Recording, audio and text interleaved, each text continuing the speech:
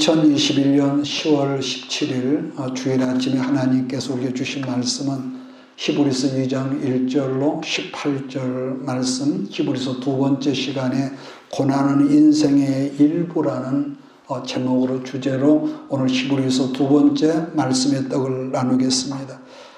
먼저 1절 말씀 보면 우리가 들은 것을 유념하여 흘러 떠내려가지 않게 하라고 했는데, 여기서 흘러 떠내려가지 간다 하는 말이 무슨 말인가 하면은 쉽게 예를 들어서 강가에 있는 배를 묶어만 두고 닷을 내리지 않는 그런 상태, 그 의미를 그렇게 볼 수가 있죠. 즉 대충 배를 묶어두었다는 거죠. 그런데 본문을 보면은 더욱 유념함으로라고 그랬거든요. 이 말은 배를 묶어두었지만은 더불어서 닷을 내려두었다는 말이라고 보는 거죠. 그래서 우리들이 한 분이신 예수를 믿지만요, 믿음이 굳게 서지 않는 사람의 특징은 언제라도 작은 바람이라도 그 신앙이 흔들리죠. 그렇지 않습니까? 그래서 오늘 본문에서 유념하라는 당부의 메시지가 들어간 거죠. 그러니까 우리나라 속담에 한 귀로 듣고 한 귀로 흘러보낸다는 그런 이 말도 있지만은, 하나님 말씀을 들어도요 생각이 항상 엉뚱한 것에 빠져있는 그런 사람들이 있거든요. 그런 사람들을 향하여 당부하기를 유념해라. 그러니까 성경 말씀대로 믿음은 들음에서 나며 들음은 그리스도의 말씀으로 말미암는다고 그러는데, 들은 바 말씀이 그 심령의 밭에 여러분 뿌려지지 않으면은, 여러분 아시죠? 길가에 뿌려진 바서 새들이 와서 주워 먹어버린대. 이런 사람 마치 어떤 맛있고 훌륭한 어떤 음식을 먹어도 장이 약한 사람, 특징이 뭐죠? 흡수하지 못하고 그냥 배설해버려. 그러니까 항상 좋은 걸 먹는데도 여러분 비실비실하는 여러분 그 연약한 이 체질의 사람과 같다고 보는 거죠. 그래서 더 중요한 것은 우리가 말씀을 우리가 마음을 다해서 잘 들어야겠지만은, 더 중요한 것은 우리가 아무리 기억력이 좋아도요 여러분 기록만큼은 못 따라가거든요. 그래서 말씀을 듣는 것도 중요하지만 더 한 걸음 나가는 것은 여러분 중요한 말씀은 그때그때 기록하는 습관이 더 중요하지요. 자, 그 다음에 중요한 것은 받은 바 말씀을 붙들고 또 뭐가 있습니까? 기도하는 거. 그래서 기도하고 그 말씀에 순종하는 사람들은 저절로 우리가 그 말씀에 유념하는 거죠. 엉뚱한 길로 가다가도 아차 그려지고요. 그래서 유념하게 되어진다는 말이죠. 왜냐하면은 그때보다 말씀은 뭐죠? 유념하는 사람은 내 것이 되는 거죠. 내 것이. 그러니까 보편적으로 우리가 신학교 때도 다 그렇습니다. 학생 때는요 어떤 그 책 욕심이 많아.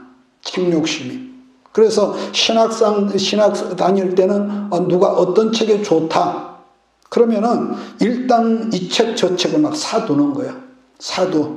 그런데 문제는요 그 책을 잘 읽지를 않더라고요. 막 이 전집 사놓고. 그러는데 보통 책을 뭉텅거리로 산 사람 치고요 저는 독서를 한 걸 잘 못 봤습니다. 옛날에 우리 집사님으로 있다가 지금은 목사님이 되었지만은, 한 번은 제가 그분 집에 신방을 갔더니 박 목사 이 책보다 더 많더라고, 집사 집에. 그러니까 가만히 슬쩍 보니까 기도에 대한 책이 열 몇 권 됐던 것 같아. 그런데 중요한 것은요, 그분이 우리 교회에 소년은 있었지만 기도하는 것을 보지를 못했습니다. 기도하는 걸요. 자, 그러니까 책을 어떤 사람이 많이 모았다고 그게 다 그 사람의 지식이 아니라는 거죠. 그러니까 그 목회자의 서재실에 책이 얼마나 많이 있다 이게 중요한 게 아니라, 가지고 있는 책은요 무조건 읽어야 합니다. 무조건 읽고, 그 책을 읽었으면 그 내용을 반드시 정리하는 어떤 습관이 있어야 하고, 그래서 기록하고, 그 다음에 뭐죠? 내게 주신 말씀으로 믿고 기도하는 자세가 정말로 중요하다는 그런 것은, 이건 뭐죠? 저절로 순종이 되는 거죠. 내 말씀이 되니까. 그래서 우리 몸에도요, 여러분 늘 제가 당부하자면 건강도 하루아침 그 사람이 건강이 좋아지거나 하루아침 그 사람이 건강이 나빠지는 것은 여러분 아니듯이, 신앙도 어느 순간에 은혜 받았다고 감정적으로 막 폭발을 하고 물, 불 가리지 않고 하는 것은요, 얼핏 보면 좋아 보지만은요, 신앙의 뿌리가 거기서는 참 뿌리가 나오질 않습니다. 즉, 그러니까 진짜 신앙이라고 하는 것은 하룻밤 자고 나니까 좋아지고 하룻밤 자고는 나빠지는 게 아니라, 옛날 제가 오래전에 들었던 말인데요. 교회에서 전도를 합시다. 그래서 여전도 회장님이 전도를 해서 마치 어렸을 때 그 중학교 동창을 우연히 시장에서 만나서 전도를 했대요. 그래서 특별한 일도 없고 그러고 있는데 하루는 어떤 그 산에 있는 기도원의 집회가 있다고 그래서 야, 너 별일 없으면 나하고 그때는 그 금요일까지 집회를 할 때라 한 주간 너 산에 기도원 안 갈래? 그래서 함께 갔는데 문제는요.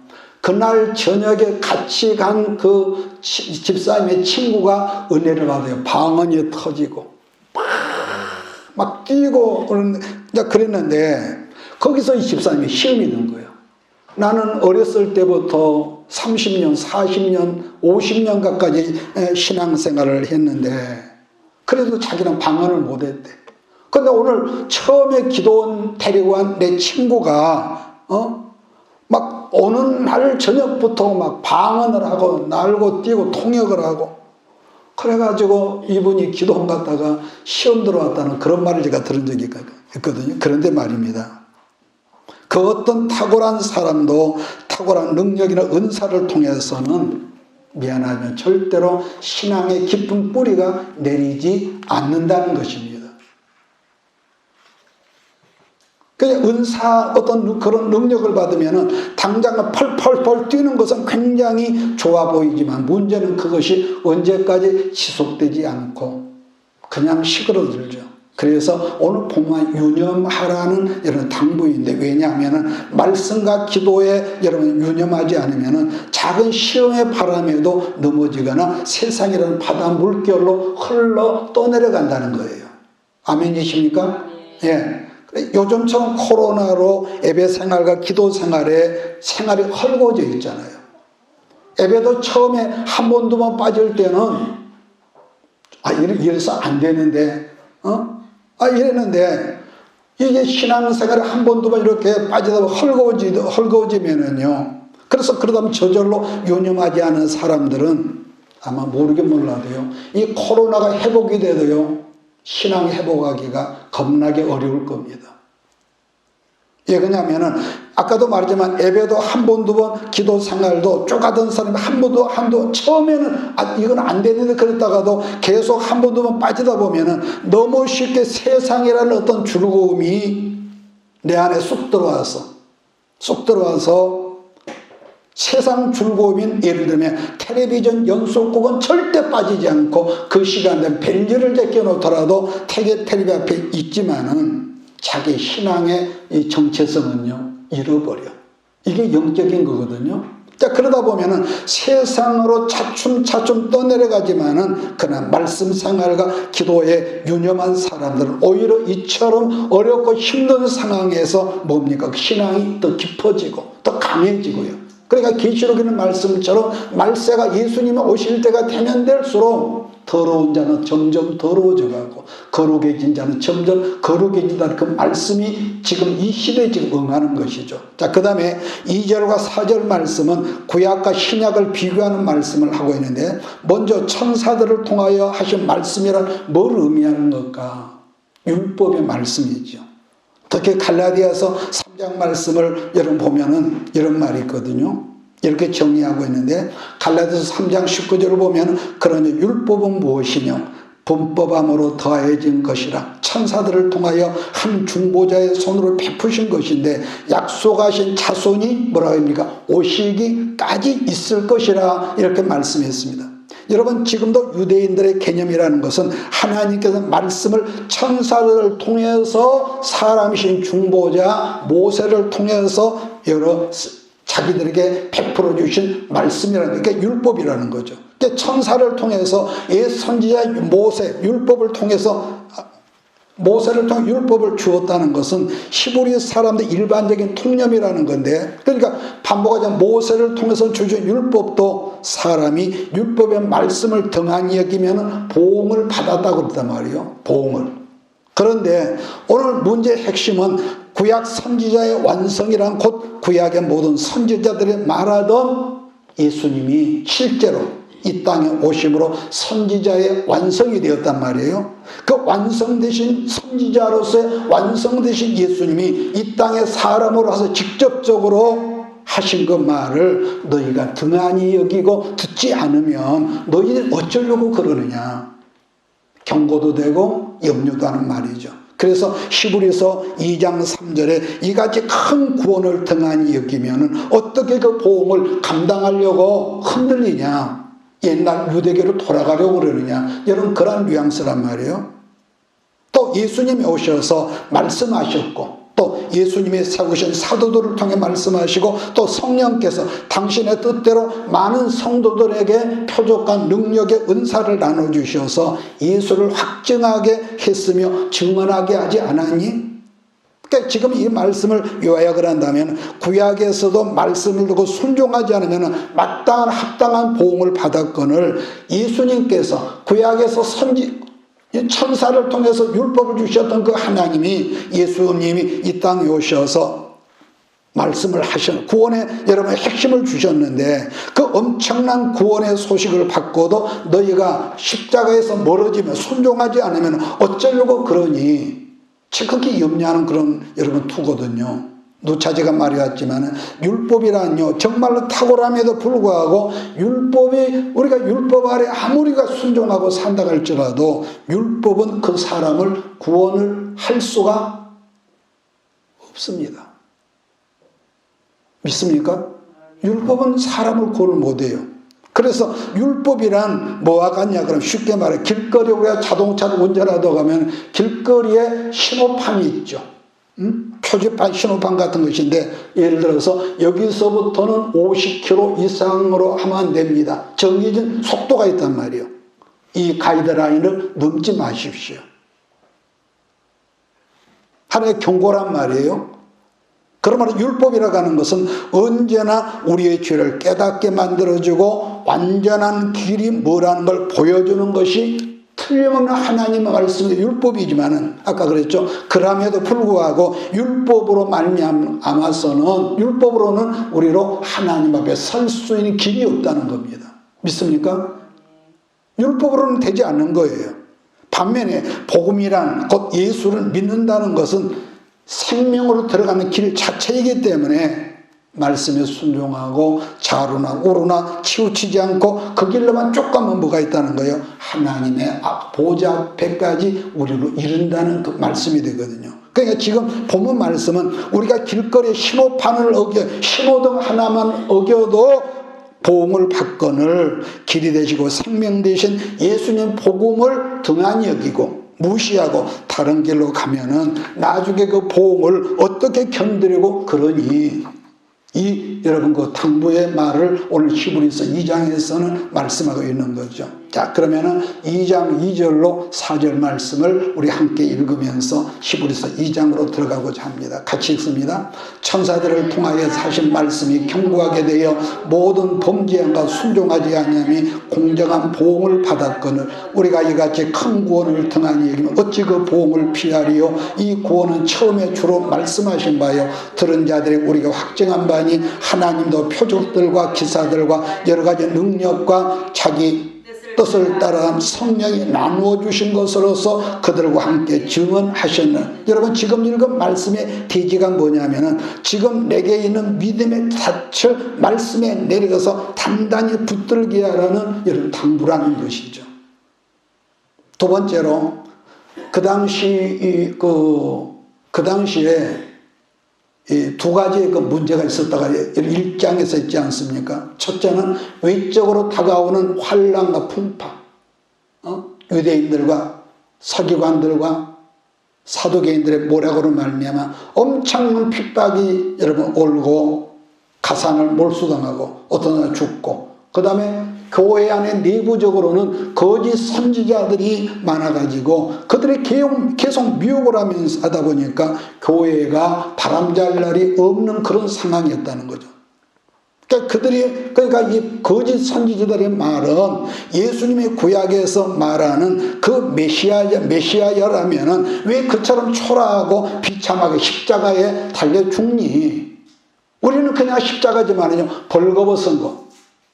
여러분 그 그림에 보셨지만은 예수님의 하체를 수건으로 가리잖아요. 그런데요, 그게 아니래요. 완전히 벌거벗겨 가지고 아주 인간적인 수치에 모멸을 당하게 그렇게 죽는 거죠. 또 메시아는 천사의 영광보다 더하는 것인데 예수는 천사보다 못하지 않느냐. 그런 사람이 어떻게 모세가 말하는 메시아겠냐. 그런 말로 교인들을 계속 그럴듯하게 이렇게 미혹을 해가지고 유대교로 다시 넘어가게 했다는 거예요. 그런데 성경은 뭐라고 하는 거예요? 잠시. 이 잠시가 중요하거든요. 잠시. 천사보다 하나님께서 못하게 하셨다고 분명히 말씀을 하셨네요. 왜냐? 십자가를 통해서 온 세상 사람을 구원하시기 위해서 하나님께서 그렇게 허락하셨다는 거죠.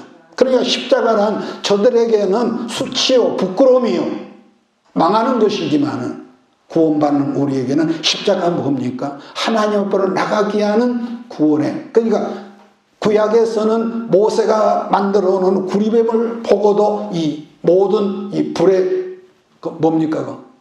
독사, 이 뱀의 독이 나왔는데 그걸 바라보므로 나왔는데 믿음으로 순종함으로. 그러니까 예수님께서 사람으로 오셔서 십자가에서 내가 달려야 할 저주를 그분을 자기 몸으로 받으시고 죽으셨다는 그걸 믿음으로 말미암아 우리가 구원받는 것을 지금 말씀하고 여러분 있단 말이에요. 그래서 그 다음에 7절로 9절을 봤습니다. 십자가를 통해서 온 세상 사람을 구원하기 위해서다. 자, 같이 봅니다. 그를 잠시 동안 천사보다 못하게 하시며 영광과 총기로 광을 씌우시며 만물을 그 발 아래에 복종하게 하셨느니라 하였으니 만물로 그에게 복종하게 하셨은즉 복종하지 않는 것이 하나도 없어야 하겠으나 지금 우리가 만물이 아직 그에게 복종하고 있는 것을 보지 못하고 오직 우리가 천사들보다 잠시 동안 못하게 하심을 입은 자 곧 죽음의 고난받으심으로 말미암아 영광과 총기로 관을 쓰신 예수를 보니 이를 행하심은 하나님의 은혜로 말미암아 모든 사람을 위하여 죽음을 맛보게 하심이라. 왜 천사보다 낮추셨다고 그랬습니까? 십자가를 짊어지고 한 마리 어린 양으로 죽으러 오신 것이 예수님의 사명이었기 때문에 그렇게 낮추셨다는 것이죠. 그래서 예수님께서 공생애를 시작하면서 요단강으로 세례를 받으러 나오셨을 때에 세례 요한이 예수를 향하여 뭐라고 합니까? 보라 보라 세상죄를 짊어지고 가는, 기억하십니까? 하나님의 어린 양이다. 세상죄를 짊어지고 하나님의 어린 양이다. 제가 지지난 시간에 11조에 관해서 말씀을 나눌 때에 10의 1은 열의 뭐라고 그랬습니까? 대표성이라고 그랬습니다. 열의 대표성. 따라서 아담 한 사람이 범죄함으로 세상의 모든 사람이 범법자에 이르게 한 것처럼 그러나 한 사람 예수는 순종함으로 말미암아 인류 전체를 대신해서 십자가를 짊어지심으로 모든 사람을 하나님 앞에 의의 반열에 이르게 했다. 이 말씀이 로마서의 핵심이란 말이에요. 사단은 예수를 십자가에 죽이는 것이 목적이었죠.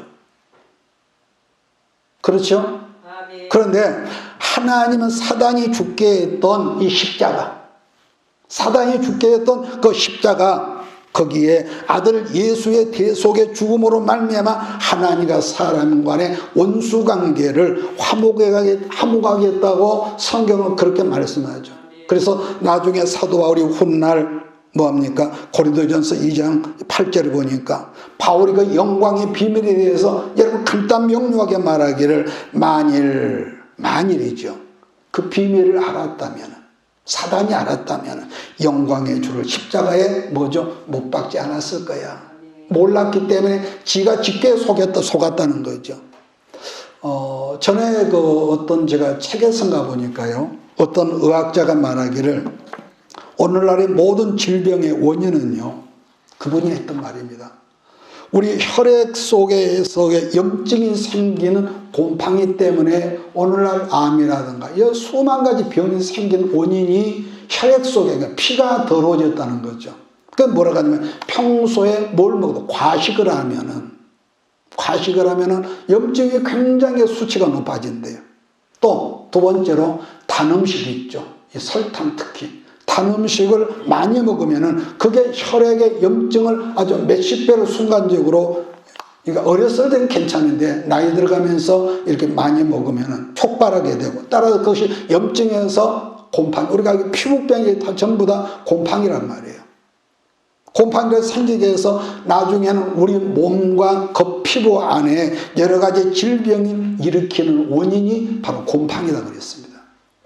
그런데 아이러니하게도 곰팡이는 곰팡이지만은 사람에게 유익하게 하는 곰팡이가 있단 말이에요. 우리들이 평소에 즐겨 먹는 뭐죠? 김치나 된장이나 청국장도 곰팡이로 말미암아 발효된 여러분 식품이 바로 그거죠. 그래서 한다는 말이 발효가 잘 되면은 그게 뭐죠? 맛있는 음식이 되는 거지만은 발효가 잘 되지 못하면 어떻게 된다고요? 썩어버려. 냄새가 사나고 구더기가 생기고. 자, 무슨 말을 하려고 하냐면은 우리들이 살아가는 삶의 내용은 여전히 힘들고 어렵지만은 그럼에도 불구하고 예배 생활과 기도 생활과 선교와 전도함이 있는 삶을 지향하면은 절대로 내 안에서 은혜가 바닥나지 않는 삶을 살 뿐더러 여러분과 우리 모두를 만나는 모든 사람들에게 마침내 뭐가 있어? 선하고 유익한 누룩의 역할을 내가 한다는 거예요. 지난 시간 말했죠. 내가 잘나고 내가 훌륭해서 저 사람이 변화된 게 아니라 내 안에서 이상하게 성령으로 말미암아. 그래서 그런 분들 여러분 감정 들었을까? 아, 집사님이 오면 이상하게 내가 평안해. 어서 와. 내 마음이 좀 이래. 어서 좀 집사님 왔으면 좋겠어. 이런 감정을 우리가 전혀 들었거든요. 이것은 뭐죠? 여러분과 내가 훌륭해서가 아니라 내 안에 계시는 생명의 에너지인 성령께서 뭐죠? 영향력을 주는 거예요. 근데 어떤 사람 만나면 교회는 오래 다니고 직분은 뭐가 오래돼요. 그 사람 만나면 아주 그냥 막 머리가 찌끈거리고 아프고 눈이 막 흐려지고 아주 시끄러운 그런 사람들이 있죠. 그 다음에 세 번째로는 그 당시 내부적으로는 아까 그 거짓 교사들이 있었고 외적으로는 핍박으로 고난이 있었다고 그랬는데요. 사람의 누구나 여러분도 이렇게 하면 나도 외에 없이 사람은요. 어떤 어려움의 고난의 시험이 오면 우리 뭐죠? 본능적으로 시험을 피하려고 하는 그런 게 있습니다. 그렇습니까? 안 그렇습니까? 그렇습니다. 가급적이면 어려움을 안 당하는 이게 있거든요.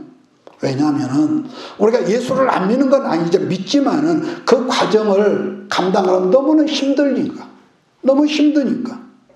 그래서 예수님은 그래서 더욱더 바리새인의 어떤 그 종교인을 미워하시네. 종교인의 특징이 뭡니까? 좋은 것들은 욕심으로 막 채우지만은 어려우면 그걸 적극적으로 피하려고 하는 사람들이 종교적인 사람이란 말이에요. 지금도. 그런데 지금도 우리들이 주 안에서 살지만 뭐든지요. 어려움이 오면 작은 어려움이라도 피하려고 하는 그 의사결정을 하는 사람들이 되면은요. 결국 그런 믿음은요. 건강하지 않고 변질돼 버려요. 그 사람이 좋다 나쁘다가 아닙니다. 변질돼 버려요.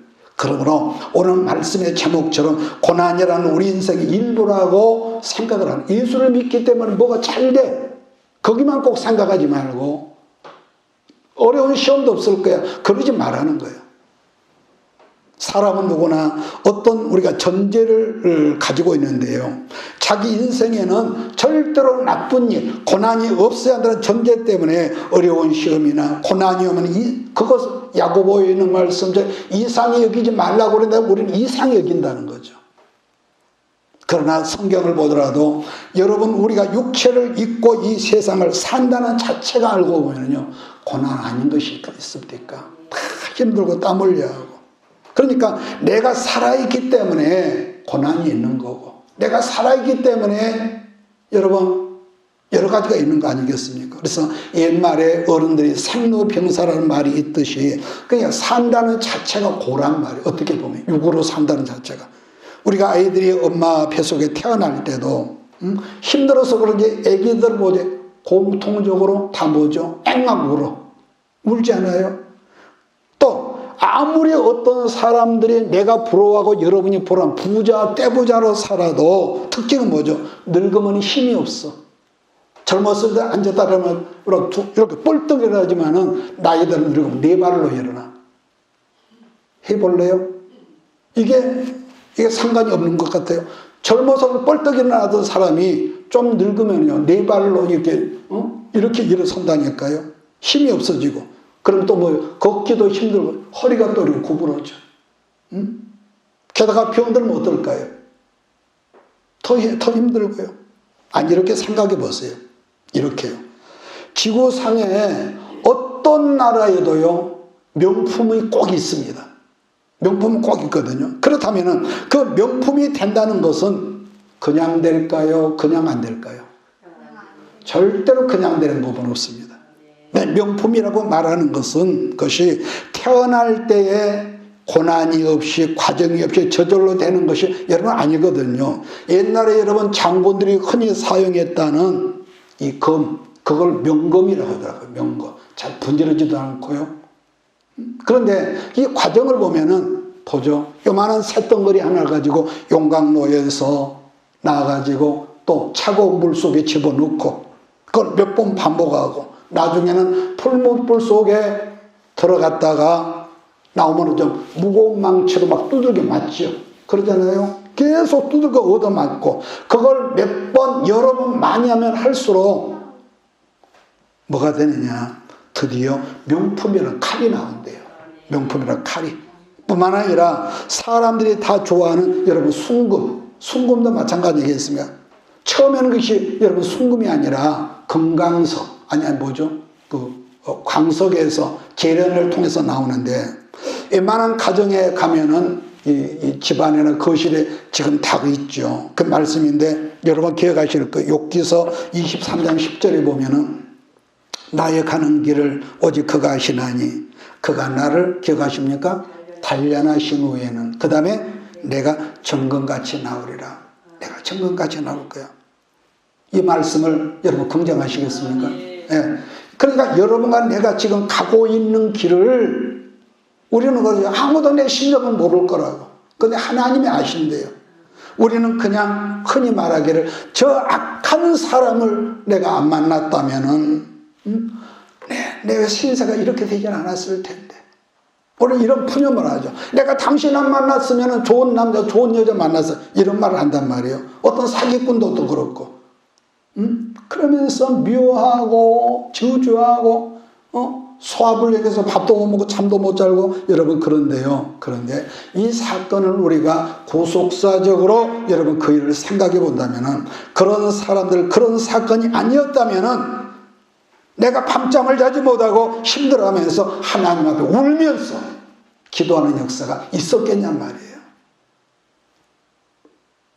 그걸 성경 단련이라고 그러죠. 그것을 마음을 단련. 그래 뿐만 아니라 우리가 잘 아는 말씀으로 여러분 시편 67편 말씀을 기억할 거예요. 시편 119편 67절 71절인데 고난당하기 전에 내가 그릇 행하였더니 그릇이 뭡니까? 함부로 살았다는 거예요.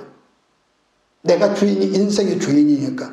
내가 고난당하기 전에 그릇 행하였더니 이제는 주의 말씀을 지키나이다. 철이 들었다는 거 아니겠습니까? 71절 고난당한 것이 내게 유익이라 이로 인하여 내가 주의 율례를 배우게 되었나이다. 아멘. 여러분 본문에 율례라고 그랬는데 율례가 무슨 말이겠습니까? 말씀으로 말미암는 법령이 내 안에 있다는 거거든요. 그러니까 옛날에 지금날 사람들이 우리 하나님은 사랑의 하나님, 유별나게 하나님은 사랑이라고 주장하는 분이 있는데요.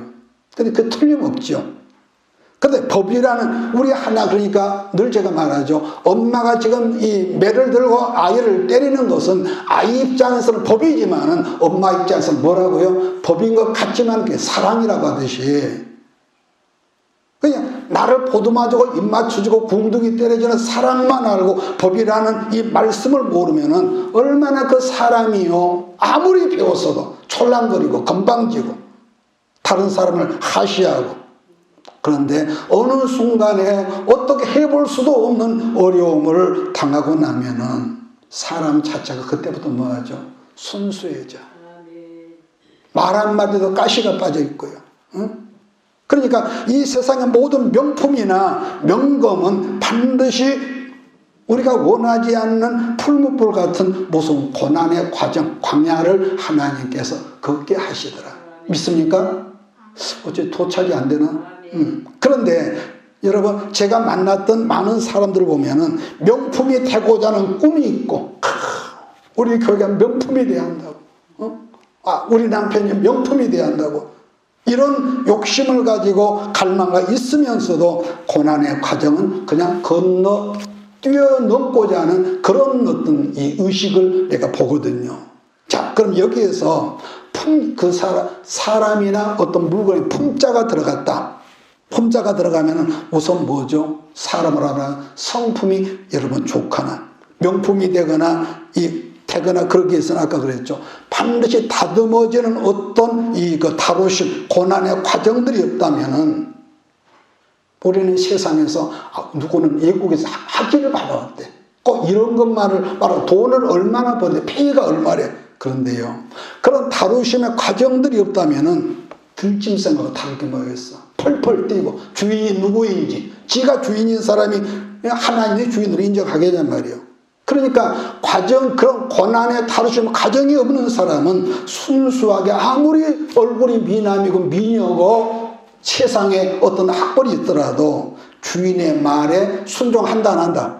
알 수가 없죠. 다루심이 없는데 지가 잘난데 하겠어? 우리가 사형리에서 배운 말씀을 내 인생의 주인은 내니까. 근데 뭡니까? 주인이 바꿔지는 거예요. 주님, 내 자리가 아니라 주님의 자리였습니다. 그러니까 하다못해 우리가 젊었든지 늙었든지 근육 하나를 여러분 만들어도 그냥 되냐? 어떤 음식을 잘 먹었어. 아니죠. 격한 운동에 여러분 그런 과정을 오랫동안 겪지 않고, 우리가 아파트에 살아도 어떤 사람은 계속 올라다니는데 거기를 날마다 출퇴근할 때 내려올 때는 엘리베이터를 타고 올라갈 때는 반드시 걸어 올라간다고 하더라고요. 그러니까 그 다리의 운동이나 어떤 운동을 통한 그 과정을 이런 걸 당하지 않고는 근육형의 몸매를 여러분 만들 수 없단 말이에요. 늙으면 안 하면은요, 특히 여자분들 보면 살이 축 처지더라고요. 남자들도 그렇고.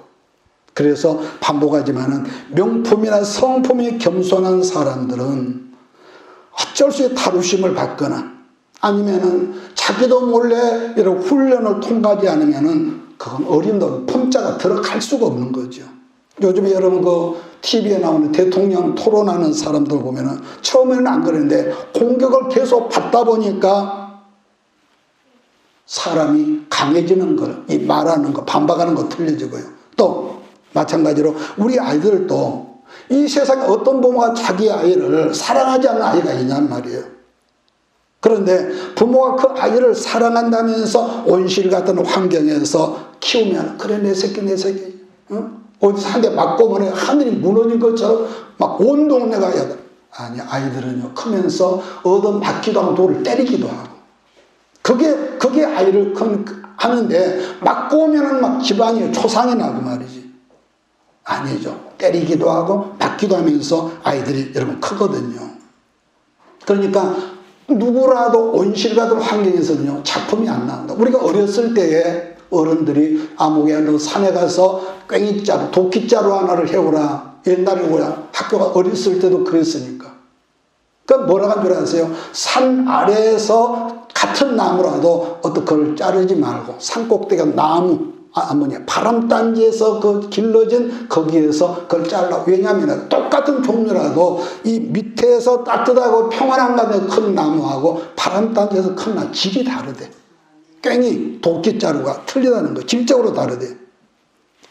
그래서 우리는, 여러분도 이렇게 말하는 나도 나 스스로는 큰 그릇으로, 아니 단단한 강한 하나님의 나무로 만들어지지 않기 때문에 하나님께서 의도적으로 우리 강한 어떤 자아를 내려놓도록 힘든 환경 가운데로 우리를 집어넣으시고, 또 내가 평소에 싫어했던 그런 환경, 그런 사람들을 만나게 하셔서 울게 하셨고 잠 못 자게 만들고 아프게 하고, 그래서 그 원통한 마음을 하나님 앞에 마치 사무엘의 어머니 한나가 울었던 것처럼 우리를 그렇게 만드신 하나님. 아멘이십니까? 예. 그래서 전능하신 하나님이신 예수님조차도 인생을 구원하러 오셨을 때 우리 식으로 말해 편안하게 소파에 앉아서 전화로 스타벅스에서 아이스 커피 주문에다 막으면서 구원 사역을 한 것이 아니더라는 겁니다. 자, 10절을 제가 읽겠습니다. 그러므로 만물이 그를 위하고 또한 그로 말미암는 이가 많은 아들들을 이끌어 영광에 들어가게 한 일에 그들의 구원의 창시자를 고난을 통하여 온전하게 하심이 합당하듯, 예수님에 당한 고난 가운데 최고의 고난은 십자가의 고난이라고 생각하지만 십자가 이전에 나오는 게 뭐냐면은 창조주께서 피조물과 같은 레벨로 있었다는 거 아니겠습니까?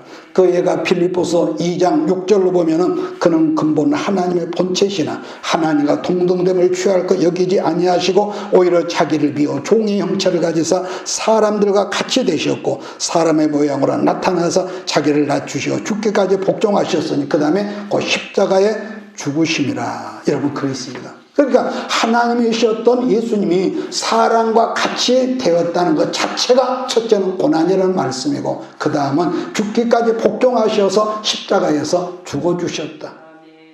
이렇게 말씀하죠. 다르게 예를 든다면 이렇게 말하면 맞을지만 아주 존경스러운 어떤 어른을 섬긴다는 것은요, 그게 어려운 일일까요? 여러분, 아니 그렇지 않을 거예요. 또 하나는 바르게는 아프리카 같은 아주 어렵고 힘든 나라에 어려운 사람을 가서 섬기라고 한다면 힘든 일이지만은 아마 할 수는 있을 거예요. 그런데 그 사람들과 똑같은 환경에서 그들과 똑같은 사람이 데려간다면 그게 쉽지는 않을 겁니다. 그런데 우리 예수님은 그랬거든요. 게다가 흉악한 살인 강도들 중간에 못 박혀 죽었기 때문에 하나님이신 그분이 강도들 간의 살인자들 그 십자가 그 중간에서 죽었기 때문에 누가 보더라도 예수님은 강도들의 동료라 이렇게 보게 했다는 거죠. 그런데 그러한 자체가 여러분 예수님의 고난이었던 거 아니겠습니까? 마찬가지로 우리가 제일 힘든 일이 지금 뭐냐면은 어떤 은혜를 받았어도 그들을 용납하려면, 그들과 같이 되지 않으면은 우리는 지식뿐이지 천장에 주어지면요 나부터도 피하려고 그러더란 말이에요. 그래서 또 다른 예수님의 고난이라면 세리들과 함께 밥을 먹고 심지어 창기들과 다른 죄인들과 같이 밥을 먹었는데 그걸 바라보던 바리새인들은 너희 선생이 저런 무료 저런 정도밖에 아니냐 조롱을 했다는 거 아니겠어요? 그러니 그들과 같아지는 것이 예수님의 고난이었다는 것인데, 왜냐하면 우리를 그것을 뭐래 형제라고 일컫는 것을 사양하지 않았다. 형제였기 때문에 그렇다. 형제로 받아들였기 때문에. 그렇기 때문에 말세라는 사람, 우리의 속죄라는 것도 아무리 악한 사람이라고 할지라도 판단하거나 갑질하지 않고 그들과 같아지려고 하는 것이 우리에게 주어진 전 숙제라고 저는 믿습니다. 이것을 우리가 어떤 공부를 많이 했다고 그게 아니에요. 지난번에 그랬나요? 성경을 아무리 달달달 암송을 해도 마귀는 그 사람을 두려워하지 않아. 그런데 말씀 안에서 붙들고 기도하는 사람, 능력받은 사람을 마귀가 설설 피하고 두려워하더라는 것이죠. 그래서 그렇기 때문에 교회에서는 돈이 많든 적든 많이 배웠든 무식하든 간에 주 안에서 뭐라고 하죠? 우리가 그를 형제요 자매라고 말한다는 거기에 우리가 그 어떤 주안점이 있는 것이죠. 11절 12절을 보면서 말씀을 정리해 나갑니다. 시작. 거룩하게 하시는 이와 거룩하게 함을 입은 자들이 다 한 근원에서 난지라 그러므로 형제라 부르시기를 부끄러워하지 아니하시고 이르시되 내가 주의 이름을 내 형제들에게 선포하고 내가 주의 교에서 찬송하리라 하셨으며 또다시 내가 그를 의지하리라 하시고 또다시 볼지어다 나와 하나님께서 내게 주신 자녀라 하셨으니. 교회에서 여러분 제일 힘든 경우라면은요, 이제 사람들이 교인들이 좀 많아지다 보면은 개중에 이런 사람이 꼭 있습니다. 그 사람이 교회 생활은 오래 해서 어떤 직분자에 됐다 할지라도 이게 변화가 안 된 사람의 공통적인 특징이 있는 게 뭐냐면은요, 다른 사람을 판단을 잘하며 다른 사람 하찮게 여러분 그 보면서 무시하려고 하는 사람이 꼭 있습니다. 자기 눈에 안 든다는 거예요. 자기 눈에. 그러니까 부모라고 하는 우리 하나님 입장에서 그걸 본다면은 얼마나 마음이 아프겠어요. 얼마나 아프겠어요. 너는 언제나 사람이 될래? 자, 14절 15절을 제가 읽습니다. 자녀들은 혈과욕에 속하였으며 그도 또한 같은 모양으로 혈과욕을 함께 지니시면 죽음을 통하여 죽음의 세력을 잡은 자 곧 마귀를 멸하시며 또 죽기를 무서워함으로 한평생 매어 종노릇 하는 모든 자들을 놓아주려 하심이니 죽음을 정복했고 또 죽기를 무서워함으로 한평생 종노릇하는 모든 자를 해방을 시키려 하심이라 그러는데 여러분 이 세상에 모든 사람의 여러분 두려움의 뿌리라 그러면 그게 뭘까요? 그게 결국은 죽음 아니겠습니까? 아무리 큰 소리 하더라도 죽음 앞에 이르면은요 두렵거든요. 그러니까 죽지 않으려 하다 보니까 엉뚱한 짓 하게 되고 뻘짓 하고 그러다가 여러분 종노릇 한다는 거예요. 그렇다면 죽음의 두려움에서 벗어나는 유일한 길이라는 것은 뭘 말하느냐? 부활신앙을 해보고 그래 죽어도 산다. 죽어도 산다. 이 신앙을 붙들면은 싱싱하다는 것. 제가 어저께인가 어떤 이 TV를 잠깐 보다가 이런 뭐가 있었어요. 어떤 연예인은 이분은 연예인 생활에 50년이 됐는데요. 이분이 50여 년 동안 이 구제 우리 식으로 선교죠. 구제기관에 200억 원을 구제를 했대요. 얼마요? 아니, 놀래도 안 나네. 200억 원을 했대. 이건 아무도 할 수 없는 대단한 일이에요. 이분이 또 뭐래? 앞으로도 죽는 날까지 자기는 그렇게 한대요. 여기서 제가 말하고 된 뭐냐면 그분이 어떤 그 선행을 못하다고 한 것이 아니라 아무리 어떤 선행을 하든 그분의 죄가 없어지느냐. 사람들도 선행했다고 칭찬이 자자하지만 여러분 인생의 모든 죄 있으면요 예수님 피 말고는 없습니다. 이건 절대로 안 됩니다. 양보는 뭐예요? 빌라도가 예수님 재판하는 자리에서 대야에다가 물을 떠서 손을 씻었지만은 그러다가 빌라도의 죄가 없어지는 건 아니었단 말이에요. 여러분 사람이 하나님께 범죄한 모든 죄는 인간이 무슨 짓 어떤 착한 행실을 여러분 한다고 해도 그 죄는 예수님 피 말고는 씻어지지 않기 때문에 천하 인간에게 구원 얻을 만한 다른 이름을 주신 적이 없다고 베드로가 제자들이 그 말을 했던 거 아니겠습니까? 그러니까 오직 유일한 한 길 초이스 예수님 피로만 죄 문제가 해결됨을 믿으십시오. 다른 길은 없습니다. 우리가 의로워서 하나님 앞에 있는 게 아니란 말이에요. 그래서 우리가 주기도문 한 것처럼 하나님 우리가 우리에게 죄 지은 사람을 용서해 준 것처럼 하나님 우리 죄를 사해 주세요. 얼마나 귀한 여러분 시스템 아닙니까? 그러니까 영이신 하나님은 전지전능한 사랑의 하나님이면 그분에겐 오직 뭐가 없어요. 육이 아니게 돼 피가 없단 말이에요. 피가 없어. 피란 오직 육체를 가지고 이 살아있는 생명체에게만 있는데 그래서 하나님이 인생을 사랑하셔서 하나님이신 예수님이 사람으로 오셨다는 여러분 거기에 키워드가 있는 거 아니겠습니까? 그렇다면 왜 흠없는 예수님이 피를 흘려야 하냐 할 때에 성경은 뭐라고 하면 분명히 말씀하거든요. 히브리서 9장을 보고 오늘 말씀을 끝내겠습니다. 히브리서 9장 12절 13절입니다.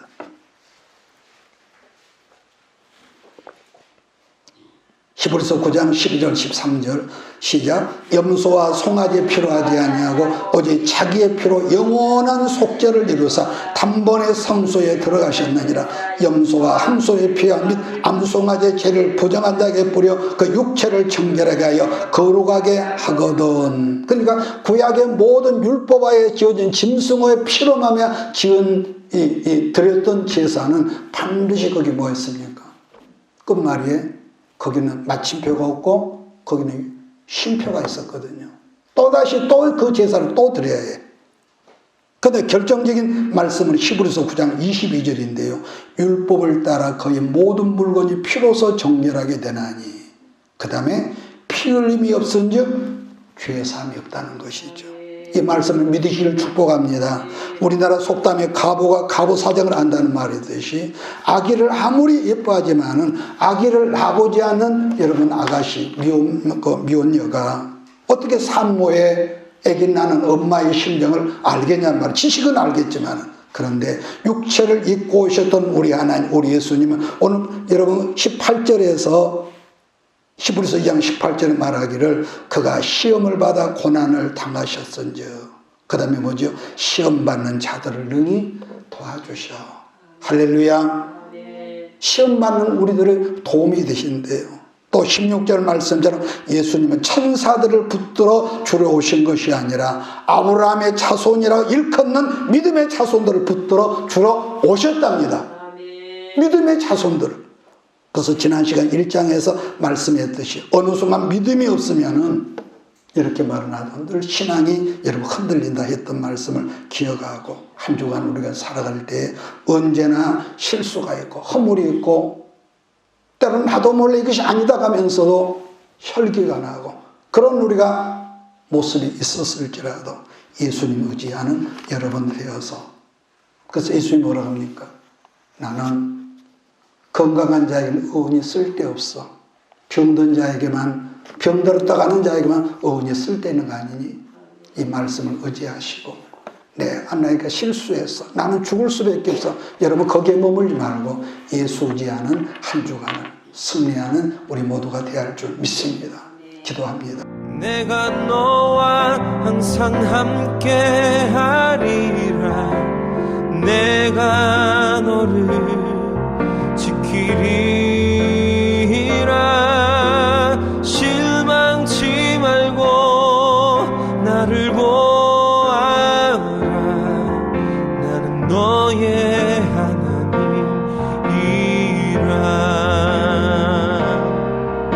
하나님이라. 실망치 말고 나를 보아라.